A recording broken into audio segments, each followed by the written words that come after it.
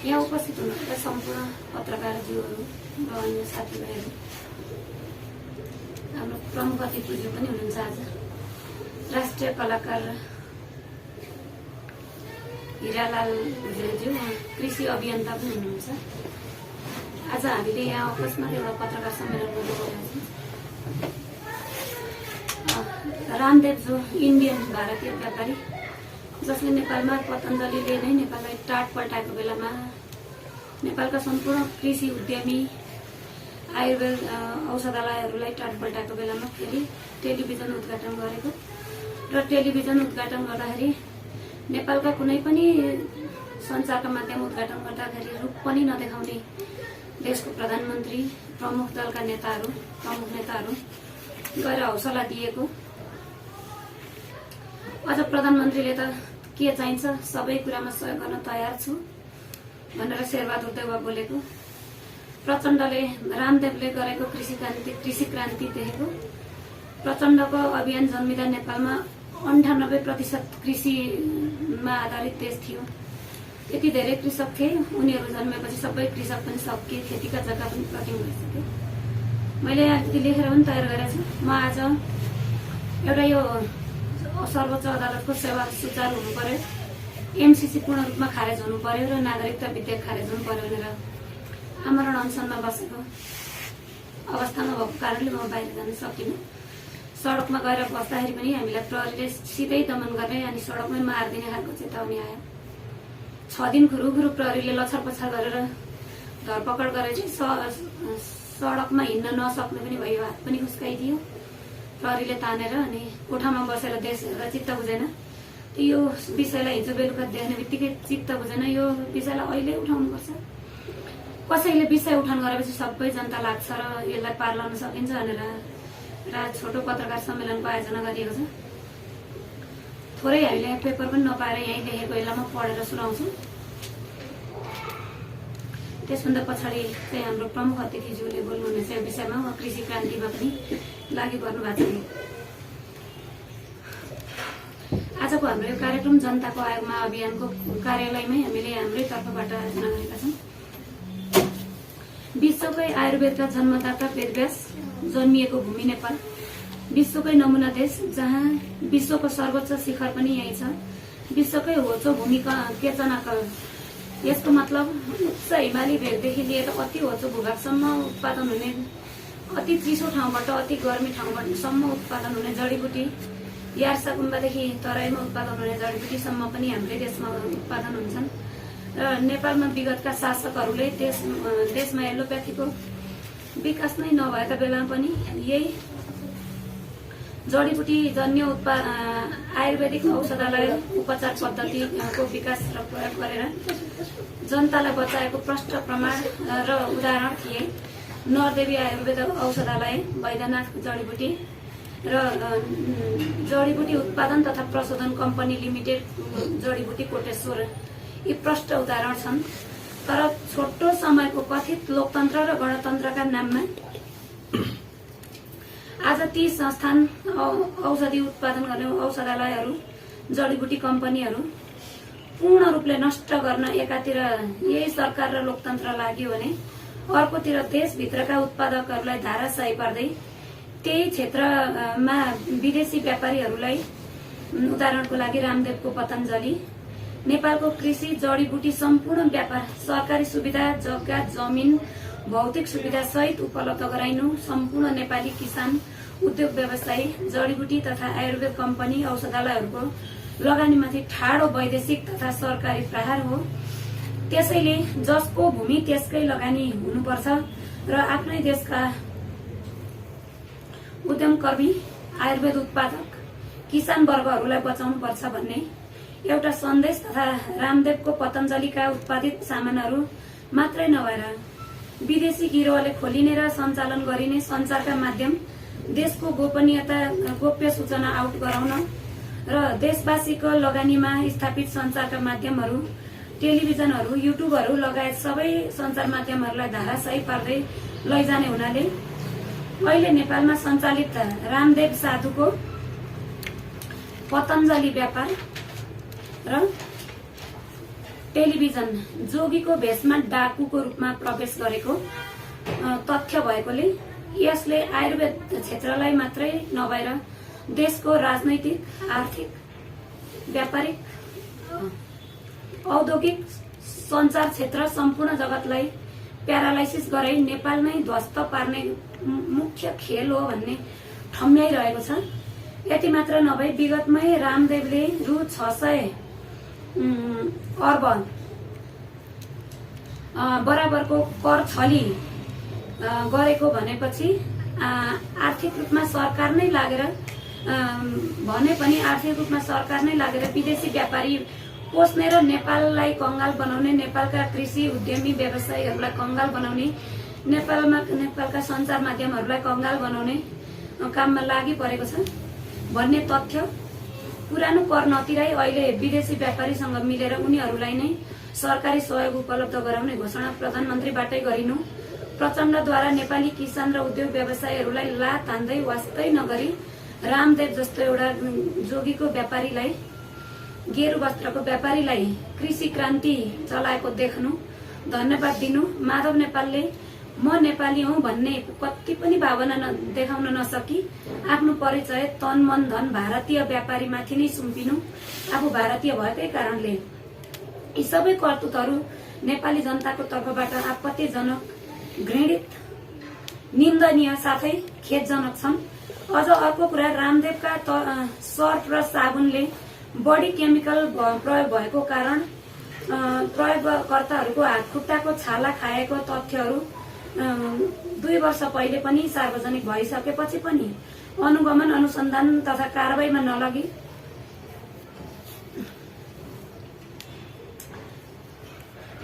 नलगी तिनै सामानलाई प्रचार प्रसार गर्दै नेता नै लागि परिदिनु र सारा नेपाली व्यापारीहरूलाई तिनै सामानको त्यस्तै उत्पादन गरिएका सामानहरूको चाहिँ बजारै नपाएर तडपिरहनु नै नेपाल र यो देखावटी सरकार, राजनैतिक दलहरू सबै विदेशी एजेन्ट हुन् भन्ने ठहर गर्दै अहिले तत्काललाई रामदेवद्वारा सञ्चालित टेलिभिजन र पतञ्जलिका सम्पूर्ण उत्पादनहरू अहिलेलाई सम्पूर्ण नेपाली जनताहरूले पूर्ण रूपमा बहिष्कार गर्दै क्रमशः सरकारी तर्फबाट पनि बन्द गराउनै पर्छ भन्ने र त्यसको लागि सम्पूर्ण नेपालीलाई ऐक्यबद्धता जनाइदिनु हुनको लागि हार्दिक आह्वान र अनुरोध समेत गर्दै यो पत्रकार सम्मेलन गरिएको छ। आयोजक जनताको आयोग महाअभियान। मैले यति पढेर सुनाउँदै अब यस्ता विदेशी गिरोहले चाहिँ नेपालमा प्रवेश गर्नु भने नेपालको सम्पूर्ण जडीबुटी उनीहरूले निःशुल्क रूपमा लिएर नेपाली जनतालाई उनीहरूको उत्पादन नेपालीलाई नै व्यापार गर्ने र नेपालको पैसा जति लाने, नेपाललाई कंगाल बनाउने यो गिरोहलाई रोक्नै पर्छ।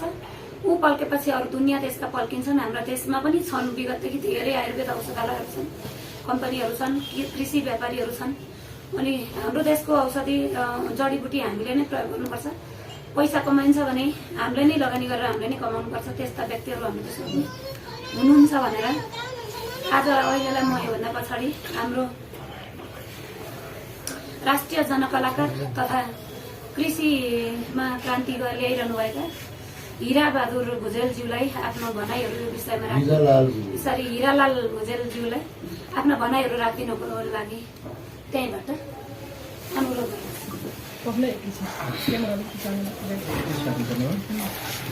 त्यसै गरी जुन यो अवसर मलाई आज प्रदान गरिदिनु भएको छ, हाम्रो तारा बरालज्यू अञ्चलमा बस्नु भएको छ, उहाँहरूको टिमलाई नै यो जनताको आयोग किन आवश्यक पर्यो भन्ने विषयमा मैले एउटा गीत पनि लेखिदिएको छु। उहाँको यो अनसन सफल होस् र हाम्रो पनि समर्थन रहनेछ भन्दै यो चाहिँ पुनः हजुर पत्रकार मित्रलाई फेरि पनि नमस्कार, आभार व्यक्त गर्दै आफ्नो भनाइहरू राख्न चाहन्छु। यो नेपालमा रामदेव जुन एउटा गेरु वस्त्र धारण गरेर टेलिभिजन चलाउन आउनु भएको छ र उहाँका उत्पादनहरू बिक्री वितरण गर्नुभएको छ।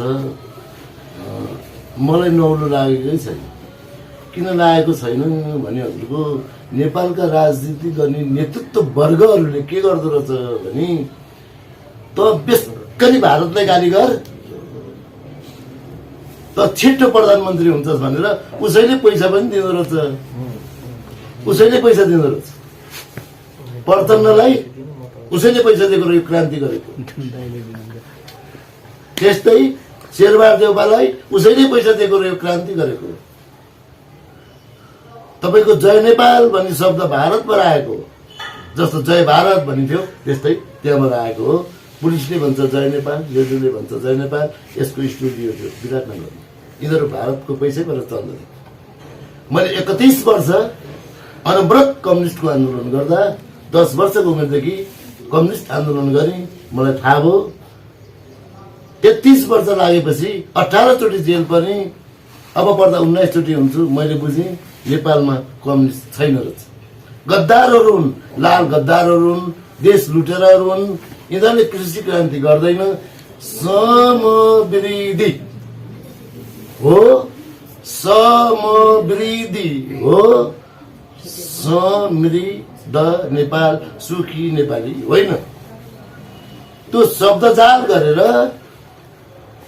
वृद्ध भनेको के हो? वृद्ध भनेको त बुढो होला नि त। यस्तो गलत नारा दिएर नेपाली सोझा रैती बनाएको छ। हिजो महेन्द्रको पालामा जनता दिएर अहिले जनता रैती बनेको छ। रैती, जनता, नागरिक फरक फरक बाटा हो। अब अहिले जनता बनेको छ, रैतीबाट जनतामा आएको छ। तपाईँ हामी सबले बुझ्नुपर्ने कुरा। अब यहाँहरूलाई भारतबाट आयातित हुने वस्तुहरूको स्मरण गराउँ। मेरो घर दोलखा जिल्ला भीमेश्वर नगरपालिका वडा नम्बर 5 हो।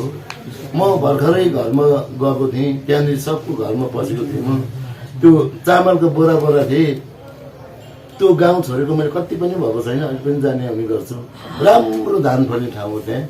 सबको घरमा चाहिँ अहिले भारतबाट आयातित चामल हो। त्यहाँ सबको घरमा छरेको देखेको थिएँ, ताकि त्यो घरमा त्यो ढिकुटहरू खाली थिए। अब भन्नुहोस्, तपाईँ हामीले हाम्रा बाँझा जमिनहरू जुन सरकारले कृषि नीति ल्याएको छ, कृषि नीतिको एउटा किताब छ, त्यसमा खर्क नीतिसम्म छ। हजुरको नेपालमा 60 करोड रुपियाँ त 60 वटा कागतीको बोट रोपेर खाने कस्तो कम्युनिस्ट हो? कम्युनिजम भनेको के हो बुझ्दै नबुझ्ने कस्तो कम्युनिस्ट हो? कम्युनिस्ट हिजो राजा महेन्द्र थिए। राजा महेन्द्रले भूमि सुधार लागू गरे। भूमि सुधार लागू गरिसकेपछि गाउँका गरिबले चाहिँ हजुरको जमिन पाए। अहिले सुकुम्बासीका बस्ती बस्ती हटाइए। हिजो क्रान्ति गरेर बन्दुक बोकेर हिँड्ने लाल गद्दारहरूले सुकुम्बासीको बस्ती उठाए, चितवनमा आगो लगाइदिए। कस्ता कम्युनिस्टहरू हुन् यी लाल गद्दारहरू हुन्, यिनको हातमा देश पर्यो। र आज तपाईँ हाम्रो अवस्था अहिले तपाईँहरूले 2000 गोजीमा नबोकिकन चामल पाउनुहुन्न। एकबार त्यो चामल पनि त्यो 30 किलोको हुँदैन, सायद त्यो 25 किलोको हुन्छ। तपाईँ 30 किलोको पैसा दिनुहुन्छ। त्यो जुन अब मासुमा जानुहुन्छ भने तपाईँ खरबौँको रुपियाँमा यहाँ माछा मासु आयात हुन्छ। अब यो ल्याउने कसले? यिनै नेताहरूले। यो बन्द गर। तपाईँलाई अर्को एउटा कुरा पनि भनिदिइहाल्नु म, हामी बुझिरहेको के हुन्छ भने भारतले नाकाबन्दी गर्यो, भारतले नाकाबन्दी गर्यो भनेर बुझेको हुँदो रहेछौँ हामी। तर त्यसो होइन। नाकाबन्दी चाहिँ नेपालकै नेताहरूले गराउँदो रहेछ र उसका ती नबिकेका सामान जति सबै त्यो बेलामा बिकाउँदो रहेछ र नेताहरूले पैसा लिँदो रहेछ। यो कुरा हजुरले मनन गर्नु होला। सायद अब मैले गलत बोलेको जस्तो नि लाग्ला। यो शाश्वत सत्य हो। तपाईँको चुप्प लागेर बस्नु पनि नबोलेको हो नि। त्यो कुरा सत्य कुरा बोल्दाखेरि हजुरलाई चाहिँ अब चित्त नबुझ्ने पनि हुन्छ, आम जनमानसलाई त्यो लाग्न पनि सक्छ। यथार्थ यही हो। यो 12 बुँदे सहमति हुँदाखेरि नेपालमा भएको थियो, दिल्लीमा भएको थियो। नेपालको माओवादीको आन्दोलन हुँदाखेरि इन्डियाको कृषि विद्यालयमा त्यहाँबाट सुरुवात भएको थियो।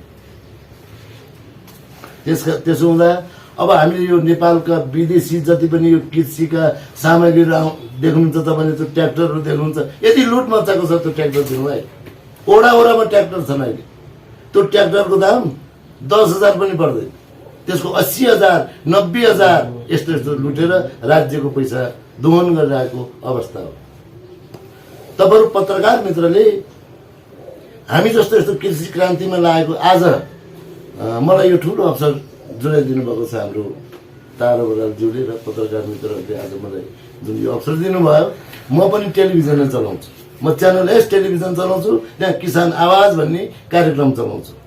च्यानल एस टेलिभिजन नाम सुन्नुभएको होला हजुरले, त्यो टेलिभिजनमा म किसान आवाज भन्ने कार्यक्रम चलाउँदाखेरि पनि नेपालको कृषि क्रान्ति गरेर पुग्दैन। कृषि क्रान्ति होइन कि कृषिलाई औद्योगिकरण गर्नु पर्यो। तपाईँहरू सबैजना युवाहरू चाहनुहुन्छ भने म चाहनुहोस्, तपाईँलाई सबलाई रोजगार बनाइदिन्छु, मासिक लाख रुपियाँ कमाउने बनाइदिन्छु। म कृषिको ट्रेनर पनि हो, घरेलु तथा सानो उद्योगको ट्रेनर पनि हो। आज हामीसँग नेपालको होचापुर्खा देख्नुभएको होला हजुरले, त्यो होचापुर्खा 230 जना छ तिनीहरूको जनसङ्ख्या। अहिले धेरैले गरेको छैनन्, 5 जनाले गर्नुभएको छ, त्यो असन्न छ। उहाँहरूले साबुनको उद्योग गर्नुभएको छ, उहाँको साबुन दैनिक 5,000 रुपियाँ कमाउनुहुन्छ। त्यो गरेर त्यो कारखाना हेर्न सक्नुहुन्छ तपाईँ। मैले नै तालिम दिएको हो, मैले नै कारखाना हालिदिएको, सानो गाह्रो किनिदिएको छु। हेर्दा सानो गाह्रोमा तपाईँको ठ्याक्कै डबल नाफा हुन्छ। त्यो एकदमै राम्रो बन्छ, हार्पिक बन्छ, फिनेल बन्छ, नुहाउने साबुन बन्छ, भाँडा बाँध्ने साबुन बन्छ, लुगा धुने साबुन बन्छ। त्यो तालिम दिन्छु। सबैले आज रोजगार हुनुभएको छ। त्यस्तै नुवाकोट, धादिङ, रसुवा, सिन्धुपाल्चोक, रामेछाप, दोलखातिर गएर ती मैले खोलेका फर्महरू हेर्नुहोस्। आज उहाँहरू एकजना भाइको त के भयो भने 48 लाख रुपियाँ नोक्सान पर्यो। सरकारले के 48 लाख यहीँ नजिकै काभ्रेमा धुलीखेल भन्दा टन अस्पताल भन्नु तल त्यो गैरी एउटा खेत छ, त्यहाँ उहाँले बङ्गुर पालन गर्नुभएको थियो। 48 लाख रुपियाँ एक वर्षमा डुबेर सडकमा हुनुहुन्छ। फाइदा हुने को सिकाउनु पर्यो यस्तो किन भयो त भन्दा यो सरकारका कारणले भयो। नेपाल सरकारले गर्यो नि त उहाँलाई। के कारणले गर्यो भन्दा उस सरकारले राज्यले किनिदिनु पर्थ्यो। उहाँहरूका बङ्गुर थियो 4-5 सय, ती बङ्गुरहरू त्यतिकै मरेर गए। उहाँले बिमा पनि पाउनु भएन, हर कोसिस गर्यौँ बिमा पाउनु भएन। आज उहाँ सडकमा हुनुहुन्छ। यो कोरोनाको कारणले गर्दाखेरि राज्यले उहाँलाई केही हेरेन। यहाँ राज्य छैन, जनताको सरकार छैन, यो कार्यकर्ताको सरकार हो, जनमुखी सरकार छैन, उनीहरूका झोले कार्यकर्ताको सरकार हो। यहाँ नजिकै छ युवा स्वरोजगार भन्ने ठाउँ, त्यो राजनीतिक कार्यकर्ता भर्ती केन्द्र हो। त्यो सब माओवादीका कार्यकर्ताहरू छन् त्यहाँ। त्यस्तै यो यस्ता राज्यका यी जति पनि दिने ठाउँहरूमा राजनीतिक कार्यकर्ता भर्ती केन्द्र हो। आम नेपाली किसानको नाममा आज चाहिँ तपाईँको झन्डै 70,000 एकजना व्यक्ति, 70,000 एकजना व्यक्ति ऋणी छ। म मेरो परिवारमा 5 जना छ भने 70,000 का दरले कति ऋण लाग्यो होला मलाई। मेरो टाउको बेचेर पहिला देश लुट्ने, पुगेन भने विदेशबाट ऋण ल्याउने र मलाई ऋण बोकाइदिने। अब तपाईँको 70,000 पर व्यक्ति, एउटा बच्चा जन्म्यो भने 70,000 ऋण बोकेको हुन्छ अहिले। तर उनीहरूको आकलनमै 55,000 त छ नै, त्यो लुकाएर राखेको छन् तिनीहरूले। 70,000 तपाईँलाई ऋण 70,000 छ, मलाई ऋण 70,000 छ, मेरो छोराछोरीलाई ऋण 70,000 छ। अब भन्नुहोस् 30 वर्षमा यो देश कहाँ पुग्ला? हामीले कृषि क्रान्ति गरेनौँ भने, हामीले कृषिलाई औद्योगिकरण गरेनौँ भने अरू कसले गर्ला त? फेरि तपाईँ हामीले नै गर्ने हो। आज मैले 21,000 युवालाई प्रत्यक्ष रोजगार हुनुभएको छ।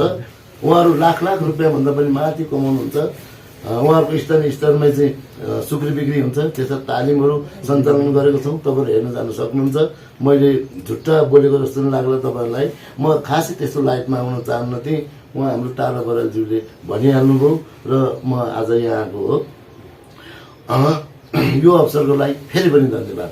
यहाँहरूलाई मैले समसामयिक विषयमा हल्का रूपमा सबै भनी, विदेशबाट आउने आयातहरू रोक्नुपर्छ र नेपालको जुन जमिनहरूलाई प्रयोगमा ल्याएर उत्पादन गरी औद्योगिकरण गर्नुपर्छ भन्ने नै मेरो अन्तिम भने यही नै हो। यहाँलाई केही सोध्न मन लागेको छ भने सोध्नु होला। एउटा कुरा सोध्नु भयो, तपाईँले कृषि क्रान्ति गरेर तपाईँले उत्पादन चाहिँ के गर्नु भएको छ भन्ने सोध्नु मन लाग्यो। त्यो हाम्रो नेपालमै खपत हुन्छ। तपाईँले चाहिँ के उत्पादन गर्नु भएको छ? मैले चाहिँ बङ्गुर पालन गर्छु, बाख्रा पालन गर्छु, मैले तालिम दिन्छु ठाउँ ठाउँमा चाहिँ। अनि उहाँहरूलाई यताको उता उताको उता गरेर नहुनेलाई पनि, जस्तै एउटा युवा, तपाईँले ठिक प्रश्न सोध्नुभयो, एउटा युवा चाहिँ म केही पनि छैन, म केही गरी खान्छु भन्यो भने, अनि हामीले त्यो जुन धेरै पालेको छ नि छ, त्यो धेरै पालेको मान्छेले तेरो जिम्मा म लिन्छु होइन, तिमी यो चाहिँ मलाई 5 लाखको तिमी देऊ, यो किसान यो भाइलाई देऊ भनेर म जिम्मा लिन्छु र उसलाई दिन लाउँछु। उसलाई 1 रुपियाँ नभए पनि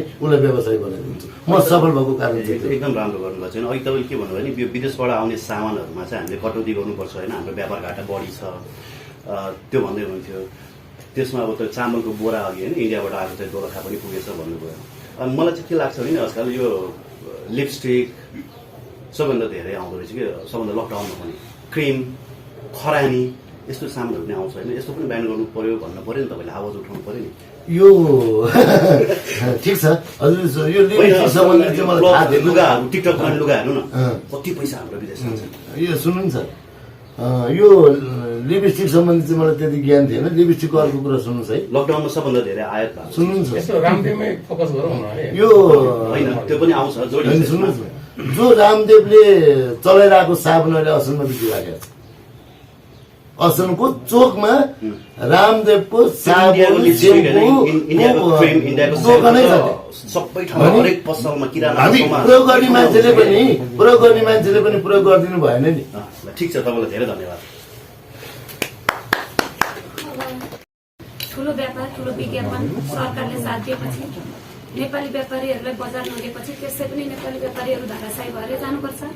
त्यसका लागि अहिले हामीले यति सचेत रहनुपर्छ कि ती 55,000 युवा युवतीले गरी खायौँ भनेर सुरु गर्दै गरेको व्यापार, उनीहरूको बजार छैन अहिले काठमाडौँमा। तर रामदेवको विज्ञापन प्रधानमन्त्रीले आएर गरेछ। सबै सामान प्रोडक्ट एउटै हुन्, साबुन सरब उत्पादन गर्नेहरू। अहिले नेपालमा जे जति बजारमा उत्पादन हुन्छन् टोटल सामान रामदेवले उत्पादन गरेका छन्। नेपालीहरू कहाँ जाने, अब के गर्ने? यसका लागि हामीले शक्तिशाली कदम चाल्नै पर्छ। विदेशबाट आउने सामानमा बाटाबाट पहिले सरकारलाई अब हामी जनताको आयोगको माध्यमबाटै आह्वान गर्छौँ, नेपालमा उत्पादन हुने सामान विदेशी ल्याउन नदियो भनेर। त्यसभन्दा पछाडि लागेन भने हामी बाटामा सबैतिरबाट आक्रमणकारी जत्था बनाउँछौँ अनि विदेशी सामानहरूलाई ट्रकमा आगो लगाइदिने त्यो तरिकाको अब अपनाउँछौँ। विगतमा देख्नु भएको छ, चितवनमा 15 लाख ऋण गरेर एउटा किसानले काउली र बन्दा रोप्दाखेरि डोजर चल्यो, तर काठमाडौँ र चितवन देशैभरिको तरकारी मण्डीमा नेपालको तरकारी बिक्दैन। हेर्नु, सबै इन्डियन मात्रै तरकारी हुन्छ, इन्डियन मात्रै फलफुल हुन्छ। नेपाली फलफुल हुम्ला जुम्लामा स्याउ कुहिन्छ, कोरिया र तिब्बतको स्याउ यहाँ हुन्छ, इन्डियाको हुन्छ है। यो कुरालाई हामीले अब कहिलेसम्म रमिताएर बिल्कुल यो अहिलेको यो मौकाबाट अब हामीले सहनु हुँदैन, बढी सयौँ। अब सबै पार्टी कार्यकर्ताहरूले पनि पार्टी नभनिकन जनताको आयोगमा आउनुहोस्। यो काम हामीले गर्नै पर्छ। देश कङ्गाल पारेर पार्टी बोकेर विदेशीले पालेका एजेन्ट नेता बोकेर केही काम छैन। भोलि नेताले देश छोडेर जान्छन्, हामी कहाँ जाने है? यो विषयमा अब एकदमै छोटो भनाइ राखिदिनु न लक्ष्मी अधिकारीज्यूलाई यहाँनिर। नमस्ते, लक्ष्मी अधिकारी। सबै कुरा हामी सबैलाई थाहा भइसक्यो। अब जहाँसम्म लाग्छ सबै नेपालीहरूलाई जो पनि अलिकति सचेत हुन चाहनुहुन्छ उहाँहरू सबैलाई सबै कुरा थाहा भइसकेको छ। धेरै भइसक्यो। अभियानकर्ताहरूले नि बोल्न थाल्नु भएको, हामीहरूलाई उठाउन थाल्नु भएको धेरै भइसक्यो। अब धेरै कुरा थाहा भइसक्यो। अब पनि हामी चुप लागेर बस्न मिल्छ कि मिल्दैन हामीले सोचौँ है। जसको पछि लागेर जसलाई हामीले देश दियो, त्यो उनीहरूले के गरे, हामीले कस्तो मान्छेलाई सुन्थ्यौँ, उनीहरूले के गर्यो, त्यो सबै बुझिसकेपछि पनि अब हामी चुप लागेर बस्न मिल्छ कि मिल्दैन? हाम्रो कर्तव्य के हो? चुप लागेर बस्ने हाम्रो कर्तव्य हो कि हामीले गल्ती गरिसकेपछि हामीले त्यसको सच्याउनको लागि गर्नु हाम्रो कर्तव्य हो? हामीले सच्याउन के गर्नुपर्छ त्यो सबैले सोचौँ। यो अहिले जुन रामदेवको अहिले पछिल्लो रामदेवको ले जे गर्न खोज्नु भएको छ त्यो त सबैतिर छ। जहाँसुकै छ यो व्यवस्था रहेसम्म, यो देश हामीलाई जसको हातमा दिउँ उहाँहरूलाई रहेसम्म सधैँ भइरहन्छ। अब हामीले यसलाई कसरी तोड्ने सबैले त्यही सोचौँ र त्यसको लागि सबैजना लागौँ, उठौँ जागौँ भन्न चाहन्छु। अलिकति कुरा, अहिले रामदेव जोगीले पाएको माया ममता हाम्रो देशको सरकारबाट हाम्रा पार्टी नेता सबै पार्टी नेताबाट रामदेवले पाएको माया ममता स्नेह सहयोग नेपालका आजसम्म कुन किसानले कुन उद्योग व्यवसायीहरूले पाए सारा किसानहरू देशभरिका पार्टीमा लागेका किसानहरूले पनि अब यो प्रश्न गर्नुहोस् आज तपाईँलाई प्रचण्डले हिजो रामदेवलाई दिएको माया ममता कुन माओवादीको किसान पार्टीको चाहिँ किसानले पायो पाएन काङ्ग्रेसको किसान पार्टीको किसानले पायो पाएन शेरबहादुरले रामदेवलाई दिएको माया र सहयोग अब तपाईँहरूले अन्तिम फैसला निर्णय र सुस्मरण गर्नुपर्ने बेला यही भएको छ योभन्दा पछाडि हाम्रा नेपाली किसानहरूलाई सौताका सन्तानको रूपमा हेरिएको छ यो कुरा अब सबै किसानले बुझ्नुपर्छ सबै जडीबुटी उत्पादक कम्पनीहरूले बुझ्नुपर्छ भन्दै योभन्दा पछाडि चाहिँ वीरेन्द्र डङ्गोल सरलाई केही यो विषयमा भनाइराखिदिनु र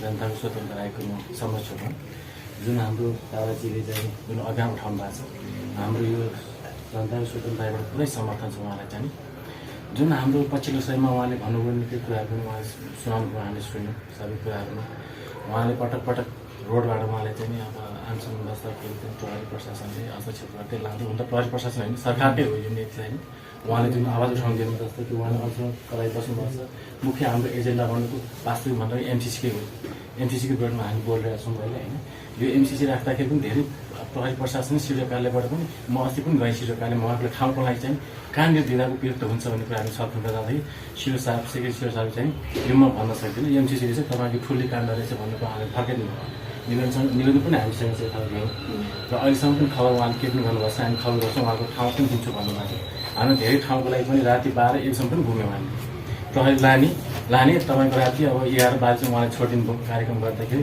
हामी राति 8-12 हामी 6-7 जना 10 पनि घुम्यौँ हामी हुँदा हुँदा चाहिँ अति नै भइसकेपछि चाहिँ अब तपाईँ अफिसमा बस्नु भने हामी राति नै उहाँलाई उठाएर ल्याएर पनि यहाँ अफिसमा राख्यौँ आज 5औं दिन पनि भयो र अहिले जुन यो अब पतञ्जलीको कुरा आयो रामदेवजीको कुरा आयो होइन उहाँले भन्नुभयो कि एउटा वस्त्र लगाएर चाहिँ नेपालमा ठुला नेता भनौँ न प्रधानमन्त्रीदेखि लिएर उहाँले किन यति सम्मानपूर्वक उहाँले नेपाल वेलकम गरी चाहिँ उहाँले त्यो जस्तै टेलिभिजन उद्घाटन गराउने किन गराउनु भयो भन्ने कुरा हामी प्रश्न हाम्रो छ त्यो उहाँलाई किनभने उहाँभन्दा विज्ञहरू मान्छे हामीसँगै छन् होइन र पतञ्जलीको विषयमा चाहिँ नि जुन जडीबुटी नेपालमा उत्पादन गरिएको छ त्यो नेपालमा उत्पादन भएको जडीबुटी चाहिँ उहाँलाई हामी किन हस्तान्तरण गर्छौँ त के हाम्रो नेपालमा नभएकै हो त के हामी नेपाल यति कमजोर छौँ त अब हामी आफ्नै जडीबुटी हामी किन बुझ्दैनौँ त हामी हिँड्छौँ बाटोमा बाटै पछि पाइले पछि जडीबुटी छ म प्रायः जस्तो म बिहान मर्निङमा जाँदाखेरि म हरेक त्यो जडीबुटी म हरियोदेखि बित्तिकै म टिपेर खान्थेँ केही कुराहरू आफूले जुन उपयुक्त लाग्छ स्वास्थ्यको लागि म टिपेर खान्छु तर हाम्रो साथीभाइहरूले दाजुभाइले त्यो बुझ्दैन होला जस्तै कम्मरको दुखाइ छ हामी त्यो खोलाको किनारमा पाउँछौँ त्यो कम्मरको दुखाइ ढाडको दुखाइ त्यो धेरै कुराहरू छन् हाम्रो जस्तै नेपालमा जडीबुटी संस्थाहरू छन् हस्पिटल छ त्यो औषधालय छ उहाँ चाहिँ किन हामी नेपाल सरकारले प्रोत्साहन नगर्ने त हाम्रो जडीबुटीमा छ त्यत्रो अफिस छ उहाँले त्यत्रो लथालिङ लागि यही आगो उत्पादन भएको केही जडीबुटी उहाँलाई हामी किन हस्तान्तरण गर्छौँ त यी कुराहरूमा हामी धेरै अब नेपाल दाजुभाइ दिदीबहिनीले सोच्नुपर्नेछ धेरै होला नि यस जडीबुटी काम गर्ने जस्तै हाम्रो असन चोकमा चोकमा छ जडीबुटी काम गर्नेहरू साथीभाइ उहाँले पनि धेरै सोच्नुपर्ने छ यसको लागि हामी बुलन्द आवाज उठाउँ जडीबुटी हामी किन रोक्छौँ उहाँले हामी किन हस्तान्तरण गर्छौँ अब जस्तै कि उहाँले भन्नुभयो यार्सा गुम्बा अहिले वर्ल्डमै फेमसमै छ यार्सा गुम्बा 1 पिसको अहिले 1200-1300 रुपियाँ लिन्छ भनेदेखि हामी उहाँलाई किन छुट दिने त त्यो हामीले उत्पादन गरौँ त्यसले पनि धेरै हाम्रो शरीरको लागि धेरै बलियोको लागि एउटा भनौँ ऊर्जाको लागि उपयोग हुने कुरा हो त्यो हामी किन त्यसलाई सस्तो मूल्यमा हामी लिएर हामी आफ्नै देशमा नै हामी त्यसलाई प्रत्येक घरमा चाहिँ पुर्याउने रोगको लागि हरेक रोगको लागि त्यो क्षमता पनि दिने हो होइन यी धेरै कुराहरू छन् यस्ता कुरालाई हामी नेपाल दाजुभाइ धेरै मध्यनजर गरी यसलाई कसरी हामीले चाहिँ संयम गरेर यसलाई चाहिँ उत्थान गर्ने भएको हामी नेपाली उहाँलाई चाहिँ जुन यो विषयमा काम गर्ने उहाँ सरलाई चाहिँ हामी प्रोत्साहन गरौँ र उहाँसँग पनि हामीले राय सल्लाह लिएर गरौँ यो जुन पतञ्जली आयो मैले त्यो तपाईँको पतञ्जली रामदेव बाजीको उत्पादन मैले एउटा तपाईँको आजभन्दा 4 वर्ष अगाडि हनी किनेको थिएँ प्रत्यक्ष मैले हनी किनेको थिएँ त्यो हनी मैले चाहिँ 6 दिनमा चाहिँ त्यो चिनीको उसमा पाएँ कि मैले त्यो बट्टाएँ र मैले त्यो फोटो खिचेर चाहिँ नि मैले फेसबुकमा त्यो इन्स्टाग्राममा पनि हालिदिएको मैले साह्रै गाली पनि गर्दा थिएँ र त्यसमा पनि मलाई कति त्यो कम्पनीले पनि मलाई प्रश्न पनि गरेको थियो मलाई यो तिमी आफैले गरे हो कि के हो भन्ने कुरा मैले त्यो पसलमा किनेको छु त मैले त्यहाँ पनि गएर मैले डिस्कस पनि गरेको थिएँ मैले त्यो एकान्त कुरा मैले किनेको थिएँ एउटा होलसेल डिपार्टमेन्टमा गएर किनेको थिएँ होइन यस्ता कुराहरू हामी धेरै कुराहरू बुझ्नुपर्नेछ र त्यहाँदेखि मैले पतञ्जली भनेको मैले अनुहार पनि हेरेको छु हेर्दा पनि हेर्दिनँ जे छ हाम्रो नेपालमा उत्पादन भएको कुरालाई युज गरौँ है भन्दै म आफ्नो 2 शब्द म यही टुङ्ग्याउँछु। 700 रुपियाँ प्रति लिटरमा लिन्छ, त्यो लिने ठाउँ मलाई थाहा छ, तर उसले बजारमा बेच्दा 500 रुपियाँ प्रति लिटरमा बेच्छ। त्यो कसरी हुन्छ? होलसेलमा 700 मा लिन्छ, बेच्दा 500 मा बेच्छ। सबैले एउटा जोगीको रूप देखेपछि सत्य देख्छ। बिल्कुलै यो काम गर्नु हुँदैन। आजसम्म त्यो सामानहरू उत्पादन गर्ने नेपालमा कोही पनि नभएको हो त है। हो, यति कुरामा नेपाल सरकारले किन यहाँभित्रका रोइरहेका व्यापारीहरूलाई हेर्दैन र विदेशीलाई यस्तो गर्छ? यो प्रश्न एकदम गम्भीर छ अहिले सरले भन्नुभएको। हामीले यो कार्यक्रम अन्त्य गरेका छौँ र यसमा चाहिँ अलिकति म्याडमले